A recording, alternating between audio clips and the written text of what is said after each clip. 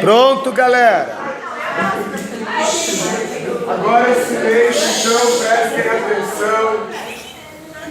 Nós então vamos fazer a revisão dos conteúdos que é sobre pressão, densidade, massa específica e pressão atmosférica. Vamos lá. A primeira situação, e eu vou relembrar vocês mais uma vez, que nós vamos falar sobre a densidade ou a massa específica e lembrar para você de quando, como é que surgiu a situação da densidade e da massa específica. Lembram da historinha de que Arquimedes foi desvendar o crime lá da coroa de ouro, que o rei de Siracusa tinha pedido para fazer uma coroa para sua rainha. Ele deu uma quantidade de ouro para um certo Ourives fazer a coroa. Ourives fez a coroa, muito bonita a coroa, mas o rei mesmo assim continuou achando que o Ourives tinha roubado ouro dele. Para fazer essa descoberta, não tínhamos como descobrir na época, porque, veja só, nós já sabemos que a densidade é a massa sobre o volume, porém naquela época nós já conseguíamos medir algumas massas. Porém, volumes de figuras como coroa, por exemplo, era muito difícil, a gente não tinha matemática para isso ainda. A gente conseguia medir o volume de um cubo, de um paralelepípedo. Então o rei chamou Arquimedes foi lá, falou que não tinha como ele descobrir naquele momento, até que num certo dia, Arquimedes foi tomar o banho, encheu a sua banheira um pouco a mais do que o que ele enchia nos dias normais, e aí quando ele entrou dentro da banheira, a água transbordou, e aí ele saiu falando: descobri o que aconteceu, tenho como saber se o rei roubou, se o Ourives, roubou ou não o ouro do rei, simplesmente pelo fato da banheira ter transbordado. Ele chegou até o rei, pediu uma pepita de ouro e uma pepita de prata, mediu a massa da pepita de ouro, mediu a massa da pepita de prata. Ele pediu para o rei um recipiente, sei lá, com 1 litro de água. Ele mergulhou a pepita dentro desse recipiente e a quantidade de água que subiu de 1 litro até, sei lá, 1 litro e 100 ml, o que subiu era o volume da pepita de ouro. Ele pegou a massa, dividiu pelo volume e descobriu um valor para o ouro. Este valor, a densidade, a massa específica, que já iremos discutir, este valor era um valor constante, ele não mudava, ok? Então ele colocava a pepita de ouro, dava o mesmo valor que se ele colocasse, sei lá, um caminhão de ouro dentro de um recipiente. Ele realizou o mesmo experimento para a prata e encontrou um outro número para a prata que também era constante, que sempre dava o mesmo número. Faltava então o que para o rei descobrir? Mergulhar a coroa. Quando ele mergulhou a coroa, ele encontrou um número entre o número do ouro e o número da prata, como era de se esperar, mas o número era muito mais próximo do número da prata do que do ouro, caracterizando que Ourives realmente tinha roubado o ouro. Bom, vamos lá. E aí nós temos duas situações. A massa específica, que é μ igual a m vezes v, e nós temos a densidade. Professor, é a mesma coisa? É basicamente a mesma coisa, porém a densidade, letra D, também é a massa sobre o volume, porém a massa específica, caso, por exemplo, eu te pergunte a diferença entre as duas, ou a relação entre as duas, é o quê? Que a massa específica é para algo específico, o ouro, a prata, a água, para uma substância específica. Então, a densidade é quando misturamos duas ou mais substâncias, por exemplo.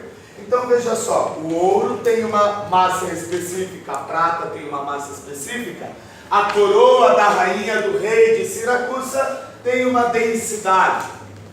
O concreto tem uma massa específica, mas o Colégio Rosário possui uma densidade. Ok? Até aí? Então vejam só, são situações apenas que precisamos saber da diferença entre as duas, densidade e massa específica. Atenção para as unidades.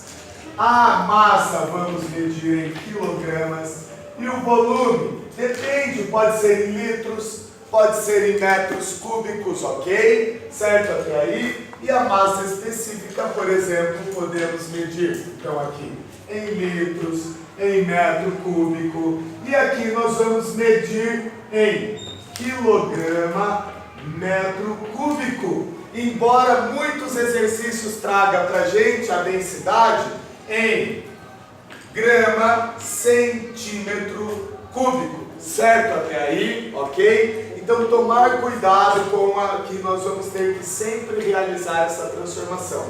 Como é que eu transformo, por exemplo, 5 gramas centímetro cúbico para quilogramas metro cúbico? Coloco um 10 elevado ao cubo na frente, quilogramas metro cúbico.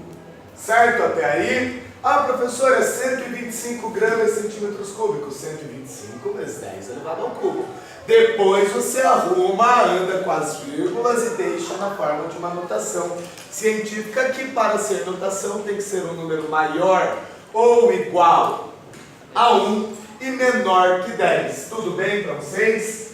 Depois disso, nós vimos os conceitos de pressão. Então vamos deixar aqui. Pressão. Eu falei para vocês, eu perguntei, vocês me deixariam fazer uma força, lembram?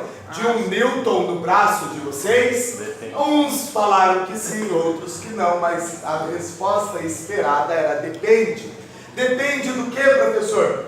Com o que você vai fazer esta força no meu braço de 1 Newton?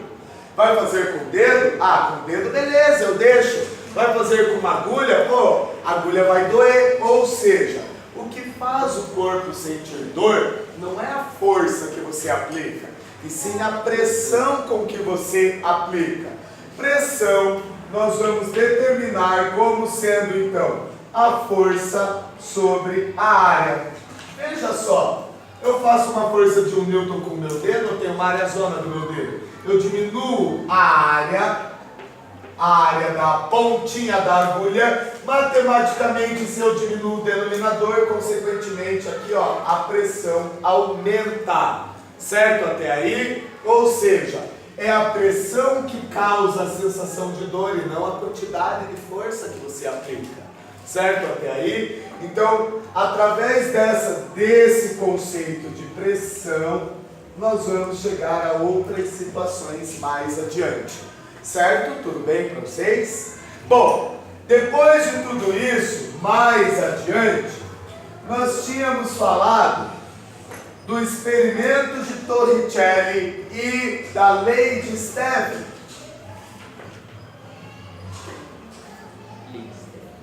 E o que acontecia nessa situação?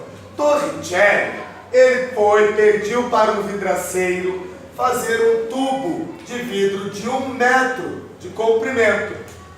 Cara, ele teve que convencer o vidraceiro a fazer esse tubo. Por quê? Porque naquela época, veja, vidraceiro, para que você quer um tubo de 1 metro, cara? Não tinha fábrica, dava um trabalho do caramba para fazer as coisas relacionadas ao vidro. Ele convenceu, o vidraceiro fez. Torricelli pediu para ele fazer esse tubo fechado em uma das extremidades, certo? Até aí. Então, ele foi lá e fez um tubo fechado em uma das extremidades, certo? Torricelli começou a perceber que quando ele mergulhava no mar, por exemplo, a uma certa profundidade, ele percebeu que algumas forças atuavam nele, alguma coisa acontecia no corpo dele. Que se ele mergulhasse muito profundamente, o nariz dele de repente começava a sangrar, o ouvido sangrava, certo? Ele tinha dor de cabeça, náusea, e ele falou, caramba, alguma coisa acontece aqui. Ele pegou, encheu este vidro de 1 metro de água. Quando ele encheu esse vidro de metro, um metro do vidro de água, ele formou uma coluna de água de 1 metro. Tudo bem para vocês? E ele pensou assim, ele mergulhou, claro, encheu, aí ele pegou e virou esse 1 metro de água em um recipiente. Ele falou assim, tem forças que empurram este líquido para baixo, tem coisas empurrando, e que vai empurrar essa água para cima. Eu quero medir quanto de água vai baixar este meu tubo quando eu mergulhar ele em pé. Tipo, sei lá, mergulhei ele em pé, ele baixou, sei lá, 50 centímetros. Ou seja, tem algo empurrando essa água para cima em 50 centímetros. Concorda comigo? Isso ele fez, claro, no nível do mar. Porque imagine só, nós estamos mergulhados em uma piscina de ar. A parte mais funda da piscina, onde é no nível do mar, é quando eu tenho mais ar em cima de mim. Concorda comigo? Eu vou subindo para o rasinho, tipo Curitiba, 960, se eu não me engano, né? Metros de altitude. O que acontece com essa situação? Eu estou numa parte mais rasa, eu tenho menos ar em cima de mim do que quem está lá no nível do mar. Quando ele realizou o experimento, não baixou nem 1 metro, nem 1 centímetro de água, nem 1 milímetro de água. Ele falou, caramba, que força é essa que está mantendo essa coluna de 1 metro de água aqui? Ele foi e pediu para o vidraceiro fazer, foi lá convencer de novo o vidraceiro a fazer algo, sei lá, de 3 metros de altura. Ele encheu, repetiu o experimento e não baixou nem 1 centímetro. O vidraceiro, ele falou, faz algo de 10 metros, o vidraceiro não quis fazer. Aí ele pegou e falou, tá, eu vou substituir, ao invés de eu colocar água, eu vou colocar mercúrio aqui dentro. Mercúrio é muito mais denso, é 13,6 gramas por centímetro cúbico. Olha só em relação com a água, que é 1 grama centímetro cúbico, ele é muito mais denso. Ele pegou o tubo de 1 metro, encheu de mercúrio, e quando ele virou o tubo, ficou uma coluna de 76 centímetros de mercúrio. Ele chamou isso de 1 atm, uma pressão atmosférica. Professor, de água, quantos metros? Ele teria que fazer, sei lá, um tubo de 10 metros e meio de água, de vidro de 10 metros e meio, encher de água. E quando ele virasse esse tubão de 10 metros de altura, de comprimento, o tubinho ia baixar meio metro, 50 centímetros, ou seja, 1 atm, uma atmosfera, é a mesma coisa então que 10 metros de coluna de água, que é a mesma coisa que 76 centímetros de mercúrio, que é a mesma coisa que 100 mil pascal, que é a mesma coisa que 10 elevado à quinta pascal. Vejam quantas unidades de medida nós temos para medir pressão, ok? Certo até aí? Ele fez essa situação. Veja só então. A cada 10 metros de água eu tenho 1 atm. Se eu mergulhar no mar 20 metros, quantos ATMs eu vou ter agindo sobre o meu corpo? Não. Não. Hã? Não. 3 ATMs, cara. No nível do mar já não tem 1 ATM em cima de mim, que foi o que baixou de mercúrio. Eu tenho 1 ATM. Se a cada 10 metros eu tenho mais 1 ATM, se eu mergulhar 20 metros eu tenho 2 ATMs, mais 1 fora do mar, ok, de ar em cima de mim, quantos ATMs eu tenho? Se eu mergulhar 80 metros, quantos ATMs eu tenho? Ah, dá para fazer de cabeça, não é verdade? Eu tenho uma pressão atmosférica mais 8 ATMs em cima de mim. Se eu mergulhar 3.600 metros, 360, porque a cada 10 eu tenho 3.600 dividido por 10, 360, mais 1 da atmosfera, 361 ATMs. Conseguimos mergulhar essa profundidade? Não. Um submarino, por exemplo, lá 3.600 metros de profundidade, ele possui sobre ele uma pressão de 361 ATMs. Certo até aí? Ok? Bom, Depois de tudo isso, posso apagar o quadro? Nós vamos então agora sim representar o teorema de Stevin. Eu vou apagar esta parte aqui. Posso? Aqui? Vamos lá então. Olhem só, galera. O teorema de Stevin pensou assim, em algo relacionado com líquido. Stevin pensou, eu vou pegar um recipiente de água, eu vou deixar um corpo, sei lá, nesta profundidade, corpo A dentro do recipiente, e vou pegar um corpo B e vou colocar dentro deste recipiente. E Stevin quis saber qual era a pressão que estava agindo no corpo A, a pressão que o líquido estava fazendo no corpo A e no corpo B. Stevin foi e pensou, a deduçãozinha da fórmula, se eu pedir, hein? Força, pressão é a força sobre a área. Stevin foi e fez assim, ó, pressão. A força não é a força-peso que está empurrando para baixo, é na vertical, tudo bem? Na horizontal é física, meu amor, força igual a massa vezes aceleração. Na vertical é a peso, M vezes G, concordam comigo? Veja só, Stevin pegou e falou, força é a força-peso, M vezes G, dividido pela área. Aí Stevin pensou, cara, eu não meço massa de água. Eu não vou ao supermercado e compro 2 kg de Fanta, 2 kg de Coca-Cola. Eu vou no mercado e compro 2 litros, eu meço em volume os líquidos, ok? O volume de um líquido eu meço em litros, ok? Veja só. Stevin pensou assim então, se a densidade é a massa sobre o volume, se eu quero sumir com a massa da minha fórmula, eu vou mandar a massa para cá. A massa vem dar um capote na densidade, ou não vamos deixar densidade, vamos deixar massa específica, ok? Que é a mesma coisa, só que vamos dizer, é água. Não é Coca-Cola, que é misturado várias coisas, é água, H2O, beleza? A massa eu vou isolar, a massa específica, o Mi vem para baixo, multiplicando o volume. E Stevin falou, massa é igual a massa específica vezes o volume, ou seja, pressão. No lugar da massa eu vou colocar massa específica vezes volume vezes a gravidade.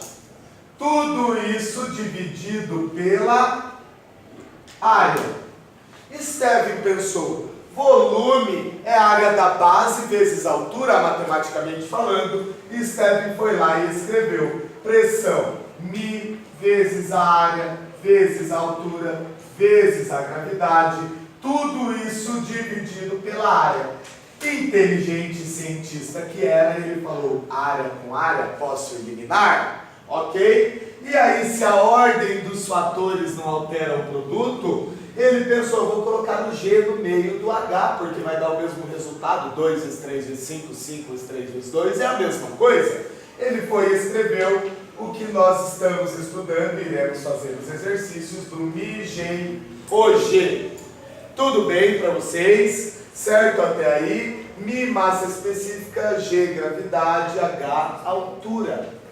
Veja só, Stevin pensou, o líquido está fazendo uma pressão no corpo A e no corpo B de Mi, G e hoje. Mas aqui fora tem o que eu chamo de pressão atmosférica. Eu ainda tenho uma pressão atmosférica ali fora. Então a pressão total que está agindo no ponto A é o Mi, G e hoje, que é a altura da coluna de água, mais a pressão atmosférica. Ele foi e escreveu pressão atmosférica mais Mi, G, hoje. A pressão no corpo A é a pressão atmosférica mais a pressão do líquido. Onde sofre mais pressão? Ponto A ou ponto B?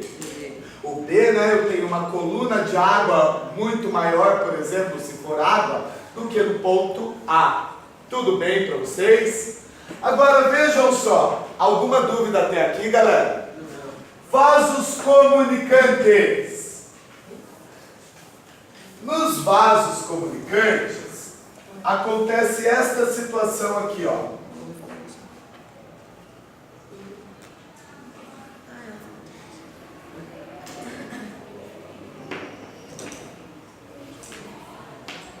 falei para vocês de vasos comunicantes? Sim. Não, eu falei só no T, no A eu não falei? Ok, não terá na sua prova os vasos comunicantes, mas eu já vou falar rapidamente aqui. O que são vasos comunicantes? Ah, meu, é dois tubinhos que se comunicam, ó. Já. Eu não falei mesmo? Não. Ok, mas vamos lá. Falou. Você caiu.